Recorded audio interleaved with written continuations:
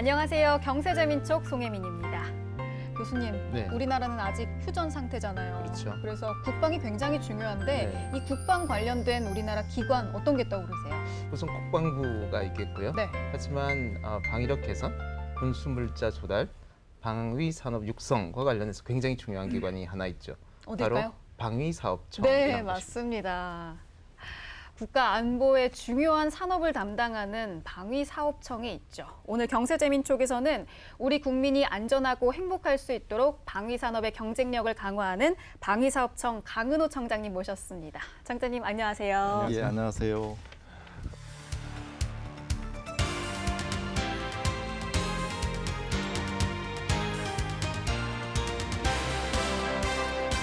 반갑습니다. 방위사업청장 강은호입니다. 네. 먼저 경제재민촉에 출연하게 되어서 무척 기쁘고 또 초대해 주셔서 감사드립니다. 오늘 이 자리 출연을 계기로 해서 우리 방위사업청이 우리 국민들에게 훨씬 더 한 걸음 더 친숙하게 다가가는 그런 계기가 되었으면 좋겠습니다. 간단히 좀 방위사업청을 좀 소개해 주시죠. 드리도록 하겠습니다. 방위사업청이 2006년 1월 1일부로 출범을 했습니다. 그 방위사업청이 출범하기 전에는 이 방위력 개선 사업이라고 해서 무기를 쉽게 생각하면 무기를 우리 군이 필요로 하는 무기를 군에 그 납품을 하는 그 제공을 하는 역할을 각 군의 사업단이 있어서 각 군별로 했었고 국방부에서 그걸 전체적으로 관리하는 획득실이라는 곳이 있었고 네네. 또 합참에서 관련 부서가 있었고 또 그 계약을 전담하는 국방 조달본부라는 곳이 있었습니다. 즉 8개 기관에서 맡아서 했던 일들을 통합을 해서 2006년 1월 1일부로 방위사업청을 만들었고요. 그 방위사업청에서 전체적인 일을 담당하고 있습니다. 일의 내용을 간략히 말씀을 드리면 방위사업청이 출범하게 된 법적 근거가 방위사업법인데 네. 방위사업법 1조 2조를 보면 그대로 잘 나타나요. 그러니까 쉽게 말씀을 드리면 방위사업청은 투명성, 전문성, 효율성을 바탕으로 방산 경쟁력을 강화해서 자주국방 태세를 완비하고 국가 경제 성장의 동력을 확충하는 데 있다. 방위사업체 존재 이유를 하고 있거든. 존재 이유를 이렇게 설명하고 있거든요. 그 얘기는 자주국방 태세 완비에 도움이 되는 일을 큰 역할을 해야 되고 국가 경제 성장의 동력이 되는 일을 해야 되거든요. 자주국방 태세 완비에 드는 일은 방위력 개선 사업을 통해서 무기를 군에 도입도록 하는 일. 그 다음에 국가 경제 성장의 동력을 확충하는 데에는 큰 축에서 두 가지 있습니다. 국가가 전략적으로 필요한 극한 기술을 R&D를 통해서 개발한 다음에 무기 체계 접목을 해서 우리 군에 좋은 무기를 납품하고 더불어서 그 기술을 활용해서 우리 방산업체가 성장할 수 있도록 하는 것. 즉 방위산업 육성도 같이 하거든요. 쉽게 생각하시면 방위력 개선 사업을 통해서 무기 도입하는 일, 네. 그다음에 국방 R&D를 관장하는 일, 그다음에 방위산업 업체를 육성하고 발전시키도록 하는 일. 이 세 가지를 담당하는 게 저희 청이고요. 저희 청 직원은 한 1,600명 정도 됩니다. 네. 정부부처 중에서 아마 청단위 조직에서 가장 큰 조직에 속하고 1년 예산은 저희가 집행하는 예산이 국방 예산이 한 50조 정도 좀 넘는데 거기에 네. 21조 정도를 저희 청에서 와. 집행하고 있고요. 하는 일은 무지하게 열심히 하고 합니다. 네. 네, 2006년 개청 멤버셨죠. 예, 예, 네, 그리고 차장을 지내셨고요. 예. 네, 이 개청 멤버 첫 청장 아니실까 싶은데 맞습니다. 소회가 남다르실 것 같습니다. 그러니까 청이 출범해서 올해로 이제 2006년이 그러니까 15년이 지났고 16년째 되는데 내부 출신으로는 제가 이제 처음 청장이 되었습니다. 내부 출신 청장이 되니까 저도 당연히 영광스럽고 기분이 좋고 기쁜데 같이 있는 저희 청 직원들이 되게 즐거워하고 기뻐하는 것 같아요. 네. 그 이유를 가만히 살펴보면 어제도 동료였고 오늘도 동료고 내일도 동료의 사람이 청장이 됐단 말이에요. 또 자기들의 실력과 노력의 성과로 청장을 만든 셈이지 않습니까? 그렇죠. 제가 특별히 더 나은 실력이 있어서가 아니라 운이 좋은 시점에 차장으로 있다가 청장이 됐는데 청장이 된 거에 그 기반의 거의 대부분은 저희 청 직원들의 함께한 노력의 성과물이라고 생각을 하고 그로 인해서 우리 청 직원들이 즐거워하는 것 같습니다. 네. 이제 제가 할 역할은 우리 직원들이 즐거워하는 그 분위기를 힘으로 모아서 업무 역량으로 발휘될 수 있도록 하는 역할. 그게 제일 중요한 것 같습니다. 그렇다면 우리나라 이 방위 사업의 규모가 어느 정도 되는지 좀 궁금하거든요. 방위 사업 그럼 저희들이 이제 용어를 네. 구분을 해서 좀 쓸 때 가장 포괄적인 그 단어로 방위 사업이라고 쓰고요. 거기에는 방위력 개선 사업을 가리키기도 하고, 그러니까 소규모로 그 서브 개념으로 방위력 개선 사업이라는 말을 쓰고, 아까 말씀드린 국방 R&D도 같이 들어가고 방산 육성도 같이 들어가는데, 순수한 의미의 방위력 개선 사업은 1년에 한 200여 개 사업을 저희들이 관리합니다. 180개에서 210개 이 사이를 왔다 갔다 하는데, 거기에 네. 정부 예산이 아까 말씀드린 21조 원 정도의 돈이 투입이 돼서 사업 관리가 이루어지고, 또는 국방 R&D, 연구가 발에 또 이제 뭐 또 몇천억 정도 들어가고 일들이 이렇게 이루어지고 있는데요.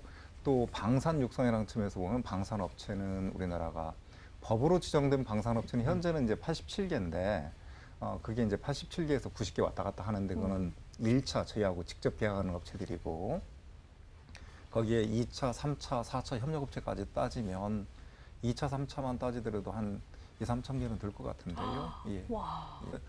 국민들께서 좀 많이 이제 많은 분들이 알고는 계시는데, 우리 육군이 사용하는 무기 체계의 60, 7%가 국산화가 돼 있습니다. 그리고 잘 아시는 K라인 자주포 같은 경우는 세계 자주포 시장의 절반 이상을 점유하고 있고요. 수출을 많이 하고, 또 잘 알고 계시는 전차, K2 전차 같은 경우도 세계 전차를 가장 잘 만든다고 하는 독일하고도 경쟁을 해서도 우리가 이길 만큼 우수한 그 성능을 자랑하고 가성비가 있다는 뜻이거든요. 그 다음에 또 우리 방위산업 측면에서 보면 얼마 전에 있었던 KF-21 맞아요. 롤아웃 행사를 보시면서 네. 알겠지만 이제 최고 수준의 전투기도 만들 수 있는 수준이 돼 있고, 또 잠수함도 만들어서 수출까지 하고 있고요. 네. 함정 뭐 거의 다양한 분야를 우리 군에서 필요한 무기체계로도 공급할 뿐만 아니라 세계 시장에서도 또 그 명성을 날리고 있어서 아까 말씀드린 방위 사업의 규모 이러면 아까 말씀 사업적 측면에서 보면 프로젝트는 한 200여 개 관리하고 21조 정도를 투입하고 있고, 그 다음에 방산 육성이라는 측면에서 보면 아까 말씀드린 대로 군에 필요한 무기체계를 도입할 뿐 아니라 세계 시장에서도 상당히 강자로 이제 등극하기 시작했고, 네. 국방 R&D라는 측면에서 보면 기술력은 세계 한 9위 정도, 8, 9위 정도 합니다. 우리 국방 관련 기술의 그 수준이. 와, 정말 기술이 대단한 것 같은데요. 이 방위 산업 관련된 그 기업들이 가지고 있는 기술들도 어마어마하다고 들었거든요. 그렇죠. 뭐 예. UAM을 만들기도 하고 또 항공 우주 관련된 뭐 예. 기술들을 가지고 있기도 예, 하고 예. 그런 기술들도 좀 설명해 주시죠. 핵심적으로 이렇게 보면 무기 체계를 이제 크게 그 재래식 무기 체계, 네. 우리가 지금 재래식 무기 체계 다음 것은 이제 핵이니까 우리는 그거는 네. 터치할 수 있는 부분이 아니고, 재래식 무기 체계를 따져봐서 지상, 해상, 공중의 무기 체계들을 따져볼 때 아까 말씀드린 대로 지상에서 쓰는 무기 체계의 대부분의 경우는 97% 우리가 국산화 다 했고, 그 대부분의 우리 방산 기업들이 그 기술을 보유 다 하고 있습니다. 네. 그리고 전차 같은 경우는 뭐 가장 앞서가는 기술을 다 가지고 있고요. 그 다음에 이제 해상의 경우에도 당연히 그 조선 기술은 우리가 세계 최고니까 맞죠. 거기에 필요한 또 탑재하는 각종 무기 체계, 그리고 함정은 이렇게 생각하시면 됩니다. 뭐 일반 그 별로 너무 폄하해서는 안 되지만 민간의 선박들은 무지하게 크잖아요. 네, 그쵸. 근데 엄청나게 큰 주전자가 어려운 기술은 아예 이렇게 하면 또 이제 선박하는 분들이 엄청나게 저를 비난할 텐데, 그 뭐 핵심 기술도 많이 있죠. 많이 있는데 설계 기술도 독특하고 뭐 어려운 기술도 있는데, 정말 어려운 트랜지스터나 아니면 그 저기 스마트폰 같은 경우는 조그맣은 거 엄청나 많은 기술들이 있지 맞아요. 않습니까? 무기 체계에는 그런 기술이 많이 있는 데다가 그 다음에 두뇌에 해당하는 전투 체계나 이런 것들이 많이 있습니다. 그런 것도 이제 국산화해서 네. 조만간에 아마 그 전투 체계 중에 제일 높은 게 이지스 체계라고 하는데, 동시에 1000여 개의 표적을 관리하고 그 추적할 수 있는 능력도 있는데, 우리도 거기에 준하는 이지스 체계까지도 개발하는 사업을 이미 시작을 했고, 공중무기 체계는 아까 뭐 가장 대표적으로 KF-21 이제 롤아웃 행사를 했으니까 다른 나라에서 이미 놀라고 있던데 최고 수준의 그 항공산업 대열에 한국이 진입했다 이렇게 평가를 해주거든요. 2차 세계대전 이후에 그 이전에 전투기를 만들었었던 나라 이외에 우리나라가 최초입니다. 전투기를 만드는 실제 전투기를 개발하는 사례는 한 8번째 사례에 속하지만 그 이전 7번째 나라는 그 이미 전투기를 만들었던 경험이 있는 나라들이죠. 그러니까 실질적으로 기술력을 갖춰서 우리 스스로 최단 기간에 한 가장 성공적인 나라가 우리나라고 우리 방위산업입니다. 네. 야, 정말 자부심이 듭니다. 그렇군요. 차장으로 계실 때 예. 통합 사업 관리 체계를 만드신 거나 원가 구조 개편했던 게 이 방사청의 모습을 혁신적으로 바꿨다 이런 이야기를 제가 많이 들었거든요. 그 내용이 조금 궁금합니다. 제가 한 거라기보다는 전임 청장님께서 워낙 출중하셔서 방향성을 많이 제공하셨고 저는 실무를 하는데 역할을 한 것뿐인데 먼저 교수님 말씀하신 저희 청이 출범할 때 IPT라고 해서 통합사업팀 제도를 도입을 했었어요. 그게 이제 통합사업팀이라는 건 뭐냐면 과거에는 분산돼서 8기관이 했던 일들을 하나로 모아서 실제 사업을 구상을 하고 예산도 집행하고 계약도 하고 실제 현장에서 무기체계를 개발하는 일, 관리하는 일까지 다 하는 게 그 한 팀에서 이루어지게 만들었는데 청이 출범하면서 조직을 사업 관리하는 부서하고 계약을 관리하는 부서로 분리를 해놨었어요. 그렇게 했던 이유는 지금은 우리 국민들께서 많이 그 저희 청에 대해서 애정어린 눈으로 바라봐 주시는데 방산하면 가장 쉽게 붙은 게 비리. 꼭 일반 용어처럼 따라다녔잖아요. 그러니까 그 문제를 저희들이 해결하려고 견제와 균형이라는 원리를 도입해서 사업 관리하는 사람들은 사업만 관리하고 계약하는 사람들이 다시 한번 이 사업 관리 내용을 바라보면서 마지막 또 이렇게 게이트키퍼처럼 체크하는 그런 형태로 일을 했는데 그렇게 하다 보니까 무슨 일이 생기냐면 사업하는 분들이 그 기업이나 R&D 하는 분들하고 많이 토의하고 고민하고 해서 사업 계획서를 만들었단 말이에요. 그러면 이게 계약이 돼야 실제 일이 시작되는데 계약하는 분도 또 처음부터 다시 봐요. 기간이 너무 많이 되는 거예요. 그 다음에 갈등이 막 생겨요. 계약자와 사업자의 시각 차이로 인한. 근데 미리 토론하면 사전에 사업 계획을 할 때 미리 토론하면 해결할 수 있는 문제를 늦게서 토론하니까 그게 시간이 걸리는 거예요. 근데 아시다시피 기술을 투입하고 예산을 투입해서 일을 하는 일은 시간도 돈입니다. 시간이 실력이고요. 맞아요. 근데 이 부분을 해결하기 위해서 사업과 계약을 통합을 해서 한 부 단위 내에서 일이 이루어지게 만들어서 초기 단계부터 사업적 쟁점과 계약적 쟁점이 같이 논의돼서 하게 하니까 일단 성과로 나타나는 것이 예산 집행률이 이쪽 분야 예산 집행률이 과거에 제가 99년부터 이 일을 해왔는데 예산 집행률이 최종 연말이 되면 94%, 94.9%, 94.5%가 막 환호로 선을 질렀어요. 근데 사업과 그 계약을 통합을 해서 일을 하니까 2019년도 그냥 몇 개월 사이에 달성한 성과로도 96.9%로 올라갔고 작년에 98% 정도 집행률을 보이고 올해 목표는 지금 이 시점에서는 제가 100%라고 막 큰 소리 치고 싶은데 그거는 안 될 거고 사업을 하다 보면 불확실한 요소가 너무 많습니다. 또 R&D 개발을 하다 보면 뭐 생각지 않은 일들이 생겨요. 그 기간이 늘어날 수밖에 없는 구조고 또 뭐 해외하고 또 협력할 일들이 생기고 그러면 지연되고 하다 보면 돈 집행 다 못하는 일들이 생기고요. 또 뭐 또 어떤 민원적인 요소도 생기고 하다 보니까 못 하는데 그럼에도 불구하고 작년보다는 하여튼 조금이라도 높이려고 생각하고 있습니다. 그러니까 그 통합의 효과가 이제 교수님 지게 주셨던 거고 그다음에 이제 원가 제도로 하는 것은 우리 기본적으로 방산 분야 원가 제도는 어떤 것이 기반이 되냐면 일반 민수 시장에서는 가격이 수요와 공급의 그 경쟁에서 이렇게 시장에서 정해지잖아요. 그쵸? 이쪽은 어떤 의미에서는 시장이 수요 독점, 공급 독점 거래요. 수요 독점은 정부 이외에는 무기를 사는 데가 없어요. 팔아서도 안 되고 그러게요. 공급자도 하나 또는 소수의 공급자만 있습니다. 아무데나 생산해. 그러니까 거기서 생기는 가격이 어떤 조치를 했냐면 실발생 원가를 인정해주는 형태로 해요. 왜냐하면 시장이 완전하게 형성되지 않았기 때문에. 근데 과거 지금까지 유지되는 원가 제도에 그 원가를 따져가지고 이윤을 보태주는 형태인데 원가 제도의 근간은 발생한 대로 다 준다 하다 보니까 기업 입장에서는 원가를 낮춰야 할 일이 없죠.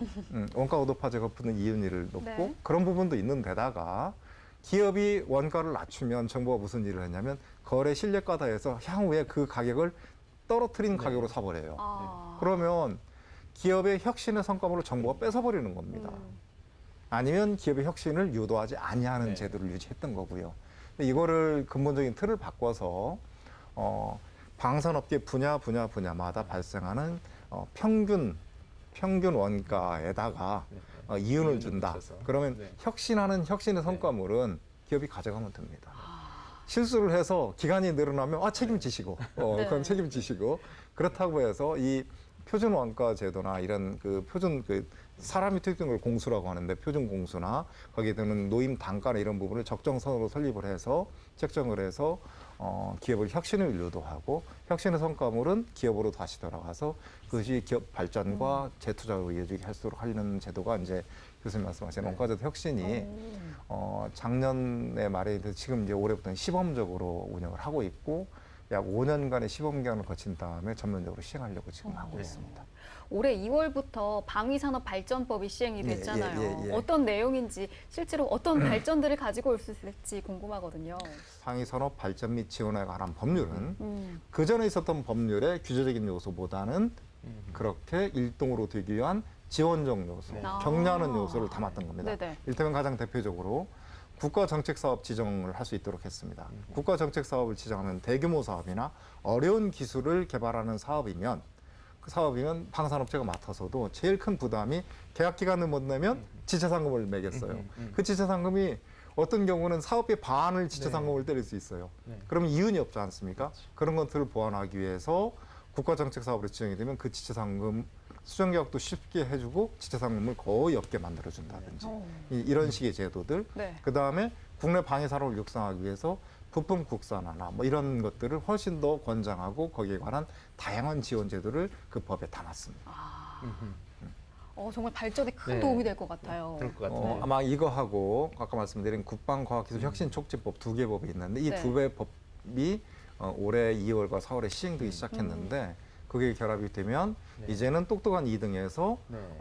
퍼스트 무버 추격층에서 그렇군요. 선도형으로 네. 우리 방위산업이 전환돼 갈 거라고 저는 확신합니다. 네. 지금 말씀을 들어보면 지금 방위산업의 패러다임이 굉장히 크게 바뀌고 있고요. 네. 초반 2등에서 음. 퍼스트 무버로 예. 바뀌고 이제는 있는 1등으로. 상황에서 네. 네, 우리 4월 9일 날 음. 이 한국형 전투기 KF-21 음. 이 첫 선을 보였거든요. 맞아요. 예. 네, 그런 의미에서 보면 이 의미가 굉장히 남다를 거라고 네네. 판단이 되는데요.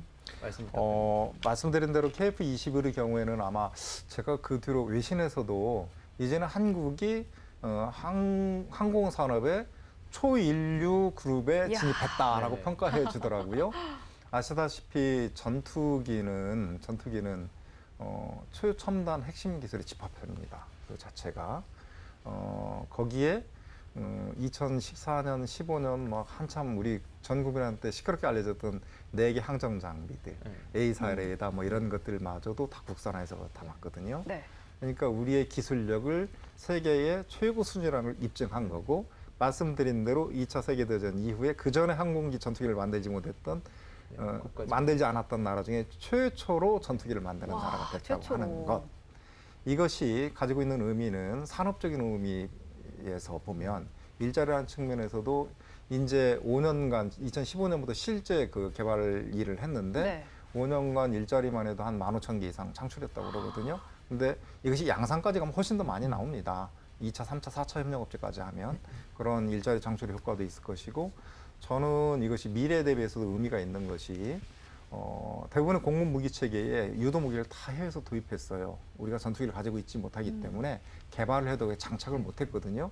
근데 이거를 개발을 했기 때문에 장착할 수 있는 무기도 우리가 개발할 수 있는 것이고 더불어서 KF-21은 4.5세대라고 얘기합니다. 그 4세대 전투기와 5세대 전투기 가장 큰 차이는 항정잠의 발전 뭐 이런 것도 있지만 스텔스 기능이 얼마큼 있느냐인데 우리는 4.5세대라고 얘기하거든요. 네. 완벽한 5세대에 속하는 그 뭐 F-35의 그 급은 아니지만 발전 가능성을 확실히 담고 있고 그렇게 가고 있다고 하는 것. 그다음에 또 한 가지는 향후의 무기 체계의 발전은 아까 UAM도 말씀하시는데 맨드, 언맨드 팀, 유인과 무인의 결합. 네. 이 전쟁이 이루어질 거래요. 네네. 그러면 거기에 G함과 같은, G선과 같은 그런 역할을 우리 KF-21이 하고 다양한 무인기를 결합해서 전쟁을 수행할 수 있는 틀도 이 플랫폼이 될 수 있습니다. 즉 확장성, 발전 가능성, 미래 대비 이런 측면에서 엄청난 의미를 가지고 있다고 합니다.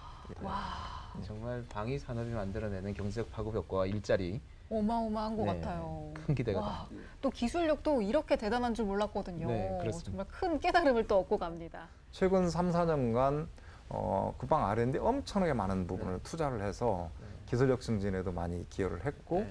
방산 수출 순위에서도 과거에 한 20, 한 1, 2위 했던 게 네. 방산 수출 순위도 10위권 안으로 들어왔거든요. 세계 경제 시장에서. 제 개인 목표는 2, 3년 이내에 세계 한 5, 6위 안에 들어갔으면 좋겠는데 그 기반이 많이 다져지고 있습니다. 우리 기업 활동 열심히 하고 네. 있고 네. R&D 현장에서. 오늘 청장님 출연해 주셔서 적어도 우리 경세재민 촉 시청자분들은 오해를 인식이 푸셨어요. 바뀌셨을 것 같습니다. 네, 그러니까 잘 그렇게, 나오셨네요. 꼭 그렇게 됐으면 좋겠습니다. 알겠습니다. 예, 예. 앞으로 이 방위사업청을 어떻게 이끌어 가실지 향후 계획과 목표 한 말씀 부탁드릴게요. 첫 번째는 국방 R&D 쪽에 돈을 많이 투입해서 1등 전략으로 갈 수 있도록 정책과 예산을 투입하겠다고 하는 것. 두 번째는 국방과학연구소와 기업 간의 역할 분담 체제가 R&D 체제가 무지하게 협조적이면서 선진화되도록 하려고 하는 것. 세 번째는 저희들 일하는 자세가 네. 1등 전략에 맞게 규제적인 요소가 아니라 조장을 하고 지원해주고 가치 문제를 해결하는 쪽으로 우리 업무 행태나 태도를 바꾸겠다고 하는 것. 이게 제 목표고요. 향후에 부탁드리고 싶은 것은 방산하면 비리하지 말고 방산하면 피땀 눈물, 피땀 눈물. 열정, 아우. 열정. 뭐 이렇게 생각을 해주시면 네. 그 현장에서 일하고는 지금 이 순간에도 네. 진짜 피땀 눈물 흘리면서 기술 개발하고는 연구진이 있고 방산 현장에서 무기 체계를 생산하는 분들이 있고 아시다시피 위험성도 있거든요. 네네. 무기라는 것 자체가 개발하는 과정에서도 그 현장에 있는 분들한테 우리 국민들께서 채찍도 어떤 때는 있어야겠지만 좀 더 애정어린 그 어떤 격려, 애정어린 지원 이런 걸 좀 더 많이 해주시면 더 짧게 단기간에 성과내지 않을까 그렇게 기대합니다. 네, 저희 알겠습니다. 경세재민은 박수를 보냅니다. 네, 아이, 응원하도록 고맙습니다. 하겠습니다. 고맙습니다. 예. 네. 오늘 정말 많은 오해를 풀었던 시간이었던 것 같습니다. K방사는 이제 피땀 눈물로 이름 지어질 것 같은데요. 4차 산업혁명의 기술과 함께 평화를 지키는 방위산업이 될 수 있길 기대해 보도록 하겠습니다. 오늘 함께해 주셔서 고맙습니다. 고맙습니다. 고맙습니다.